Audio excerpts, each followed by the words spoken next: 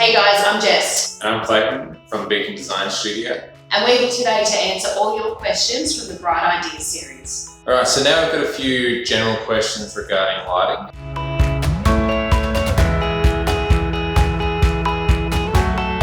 First one is, I'm new to home renovations and they want to know if they're able to install any hanging pendants themselves. So in Australia, using 240 volts, we're not allowed to install things that are hardwired ourselves. You need to use a licensed electrician. There are a few other options that are out there. If you have a batten holder scenario, that way you can get DIY suspensions, plug with batten holders and add subjective shades and things to them. Yeah.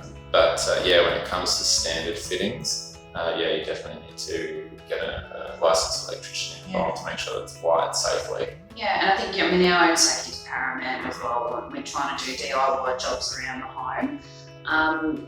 Besides the DIY pendants that go into batten holders as well, we do sell it in some ranges that are mix and match, where you can actually, if you're the kind of person who likes to switch up your look a little bit, actually change things like glasses and shades. Our Manor range, our Lexicon range, we've got a couple of shade pendants as well, and definitely things where you can change the aesthetic of the product yourself. Yeah, that way you can have the actual main suspension wired in by your electrician, and then you can play around with the different type of features that are available in that range.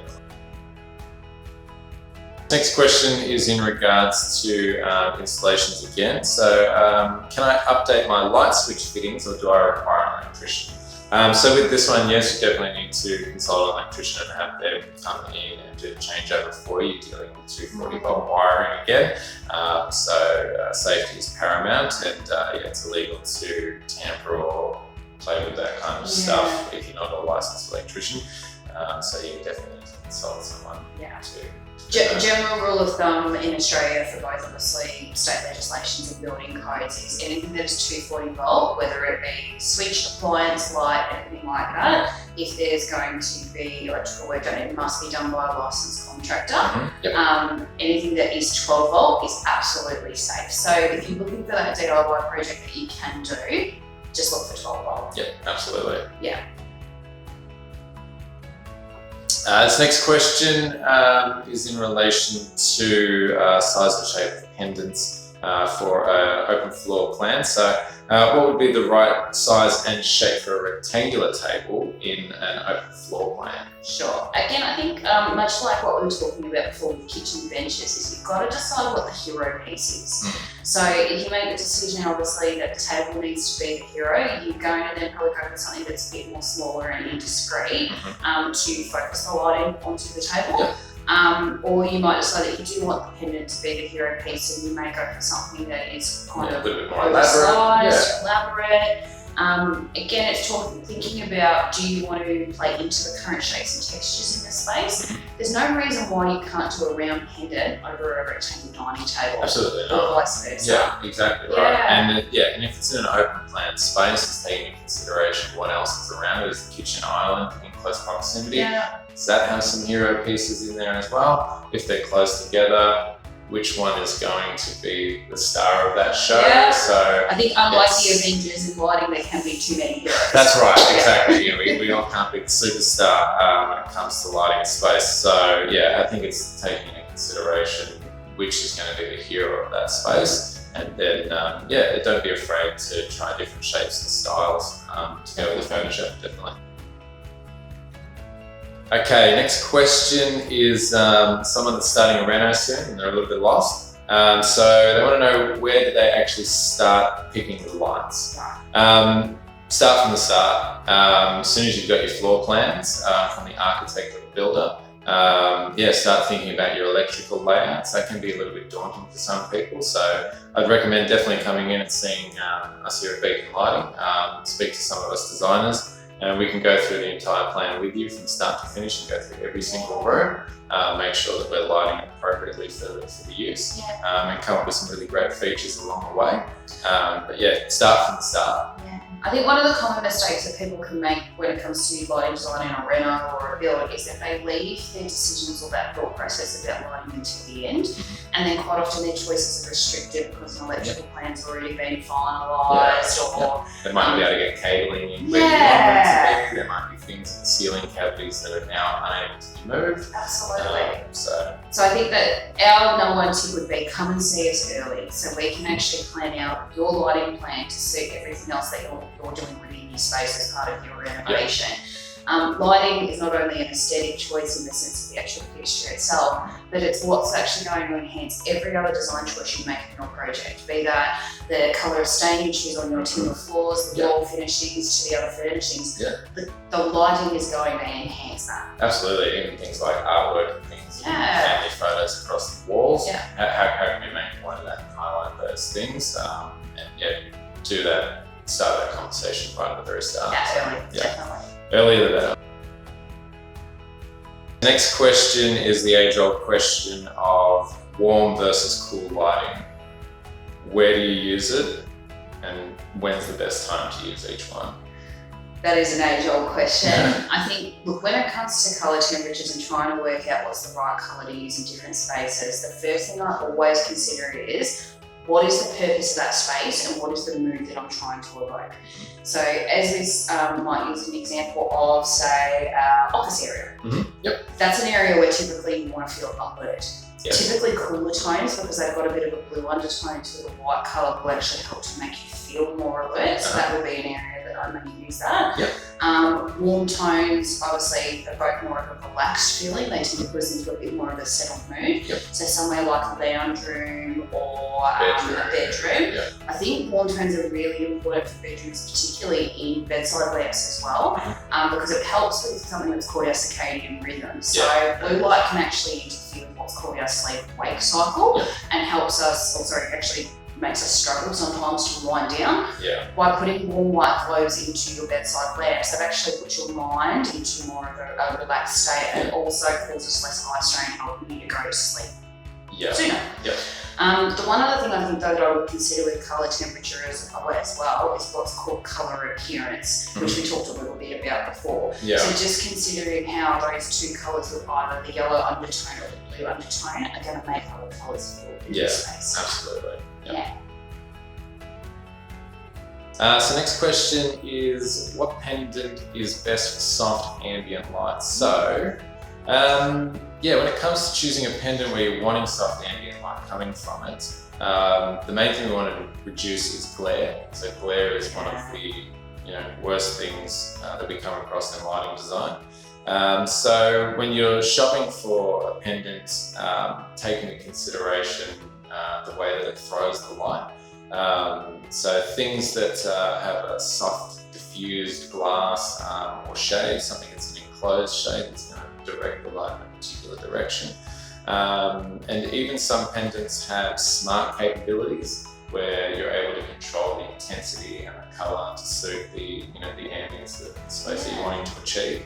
And even some pendants also have lenses and reflectors and things built in them to be able to control that beam again, to create a certain mood and feel. So I'd take into consideration the different types of lighting effects that those pendant shapes can give you. Okay, so next question is, do we refer electricians? Absolutely we do. So at Beacon Lighting, we've got what's called our preferred electricians program. So for all of our stores around the country, they each have 3 to 4 electricians that are local businesses in the area that they can refer out for your project. These are electricians that we've got long-term relationships with. They also help to complete any warranty work, and we can They know our product. They know all of our product very, very well. That's absolutely the biggest benefit, is if they're familiar with the product, they're actually going to help do a smoother job for you, which is probably going to be a bit more cost effective as well. Absolutely. So ask them store about our PDs.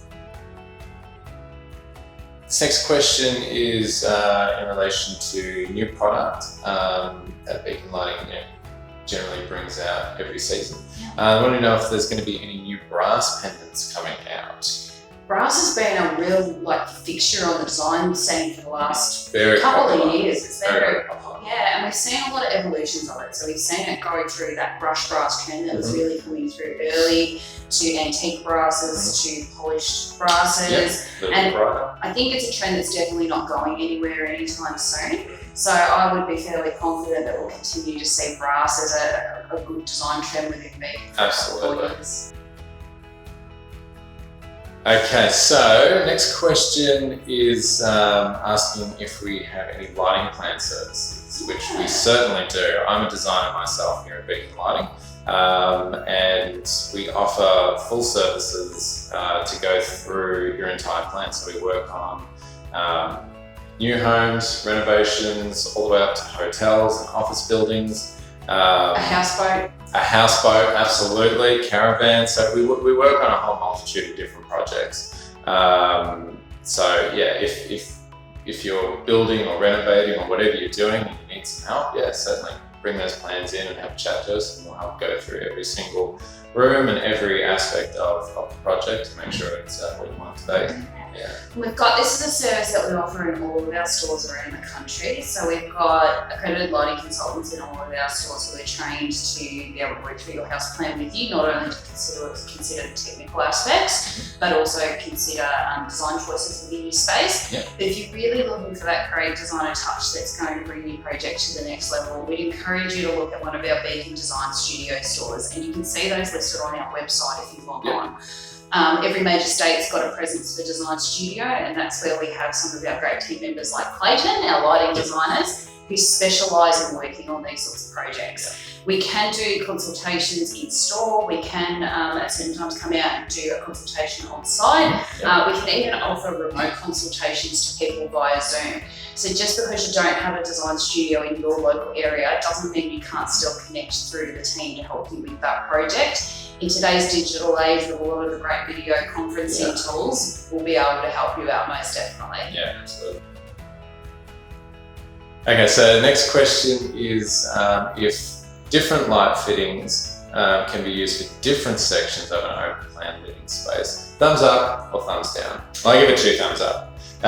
You can definitely do different styles of fittings in different areas of an open plan space. I think it's just considering what each of those areas are and what they're being used for in their primary tasks. And I think also thinking about what function each one of those different types of lights serves. So if we go back to our core ingredients of great lighting design being general lighting, task lighting and ambient lighting, that's where you would introduce different things. You have one fixture potentially that's going to be your ambient lighting within the space, one that's going to provide task lighting for your task spots within that space, and then also just considering what's going to be your generalised traffic lighting within the space as well. So, and you can mix and match different featured style fittings to give you those different types of effects. So sometimes a small feature is all it needs. You don't necessarily need something big and elaborate to create a feature. And sometimes the light itself is the feature, and it's also giving you that secondary general ambience, as well as looking beautiful across the wall with wall lights and things, and uplighters and wall washes and whatnot. So I absolutely love that point, Clayton. I think at the end of the day, the best lighting design is when the light,